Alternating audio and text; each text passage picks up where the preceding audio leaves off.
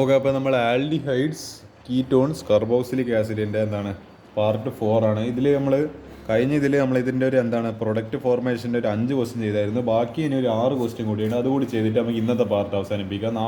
നാളെയല്ല, ഇനി വരുന്ന മൺഡേ ഞാൻ ഒരു ക്വസ്റ്റ്യൻ കൂടി ബാക്കി വെച്ചിട്ട് ഈ കൺവെർഷൻ റിയാക്ഷൻ നമുക്ക് നല്ല ഫ്രഷ് ആയിട്ട് നല്ല വെട്ടിപ്പോട് കൂടിയിട്ട് വെടിച്ചിലോലെ ചെയ്ത് തീർക്കുക. അതോടുകൂടി പാടത്തിന് ഞാൻ ക്ലോസ് ചെയ്യുമ്പോൾ നല്ല അത്യാവശ്യം ലെങ്തി പാടാണ്. കുറേ ക്വസ്റ്റ്യൻസ് ഡിസ്കസ് ചെയ്തിട്ടുണ്ട്. ഇതെല്ലാം എന്ത് ചെയ്തോളൂ, നിങ്ങൾ പ്രാക്ടീസ് ചെയ്തോളൂ എന്നുള്ളതാണ്.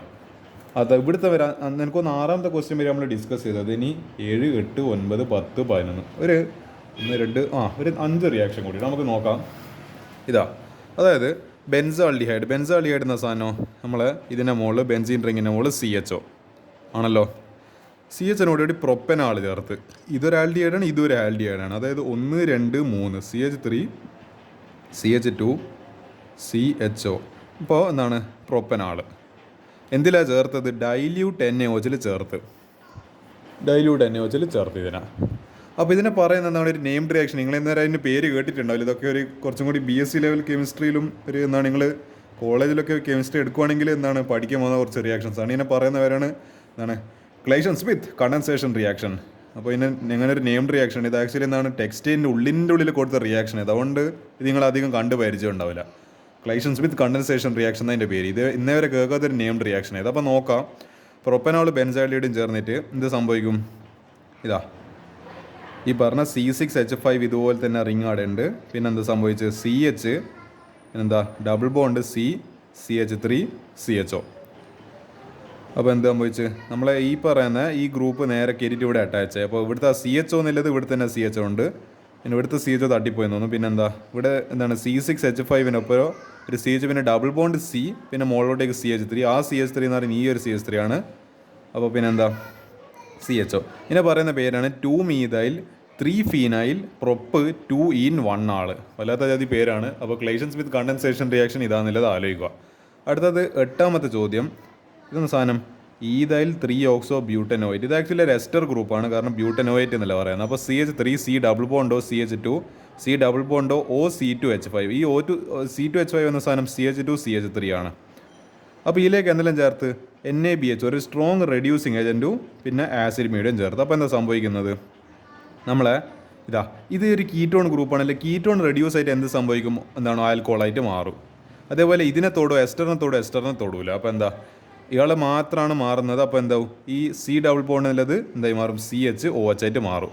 അത്രേ സംഭവിക്കില്ല, വേറൊന്നും മാറ്റൊന്നും സംഭവിക്കില്ല. ഈ കീറ്റോൺ എന്നുള്ളത് ആൽക്കോളായിട്ട് മാറും.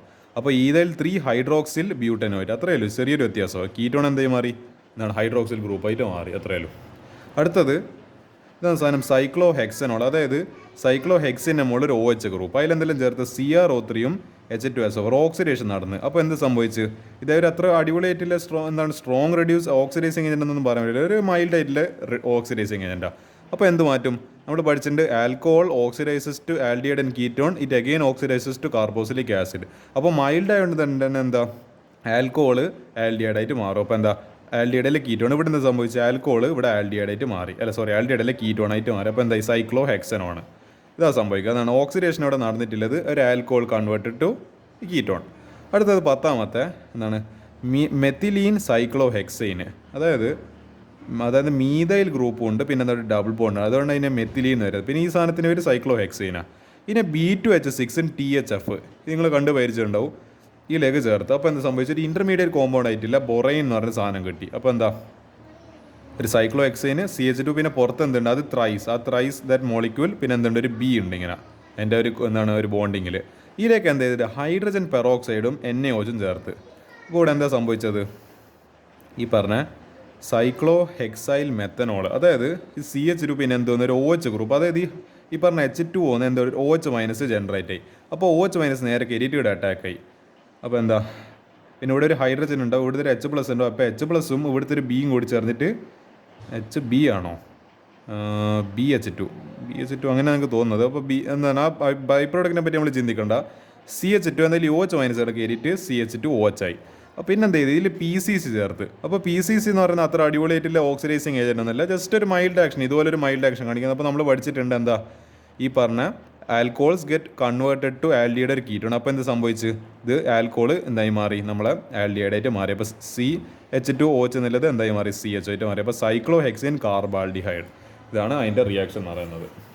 അടുത്ത ലാസ്റ്റ് റിയാക്ഷന് ഇതെന്ന സാധനം സൈക്ലോ ഹെക്സിലിഡീൻ സൈക്ലോ ഹെക്സൈൻ. അതായത് 2 സൈക്ലോ ഗ്രൂപ്പ്സ് ഉണ്ട്, ഹെക്സൈൻ്റെ 2 സൈക്ലോ ഹെക്സൈൻ്റെ 2 ഗ്രൂപ്പ്സ്. അതിനെ കണക്ട് ചെയ്തിരിക്കുന്ന 2 എന്താണ് ഒരു ഡബിൾ ബോണ്ട് വഴിയാണ്. ഇതിലേക്ക് ആദ്യം എന്ത് ചേർത്ത് O3, അതായത് ഓസോണും, പിന്നെ എന്ത് ചേർത്ത് ZN സിങ്ക് ഇൻ വാട്ടർ ചേർത്ത്.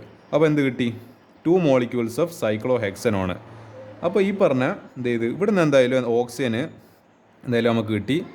അപ്പോൾ എന്ത് സംഭവിച്ച് ഈ പറഞ്ഞ ഇവിടുന്ന് ഇത് ഈ ഡബിൾ ബോണ്ട് ഇവിടെ പൊട്ടിപ്പോയി. അപ്പോൾ എന്ത് സംഭവിച്ച് ഇതിങ്ങനെ 2 കോമ്പൗണ്ടായിട്ട് 2 ഫ്രീ റാഡിക്കലായിട്ട് മാറി. ഇതൊരു ഫ്രീ റാഡിക്കൽ, പിന്നെ എന്താണ് ഇതൊരു വേറൊരു ഫ്രീ റാഡിക്കൽ. അപ്പോൾ ഇവിടുത്തെ 2 ഓക്സിജൻ ഉണ്ടല്ലോ, ഒരു ഓക്സിജന് ഇതിൻ്റെ ഈ ഫ്രീ റാഡിക്കലോ അറ്റാച്ച് ആവും, വേറൊരു ഓക്സിജൻ ഇതിൻ്റെ ഫ്രീ റാഡിക്കലോ കൊണ്ടുപോയി അറ്റാച്ച് ആവും. അപ്പോൾ അറ്റാച്ച് ആകുമ്പോൾ എന്താ അവിടെ ഒരു ഡബിൾ ബോണ്ട് ഫോർം ചെയ്യും. അപ്പോൾ എന്താ ഇത് ഇങ്ങനെ ഒന്നുണ്ടാവുന്നുണ്ട്, പ്ലസ് എന്താണ് 1 + 1, അപ്പോൾ 2 മോളിക്യൂൾസ് ഓഫ് എന്തുണ്ടായി സൈക്ലോ ഹെക്സനോൺ. അപ്പോൾ ഇതിൽ നോട്ട് പറയുന്നുണ്ട് only keto group is reduced to alcohol not ester.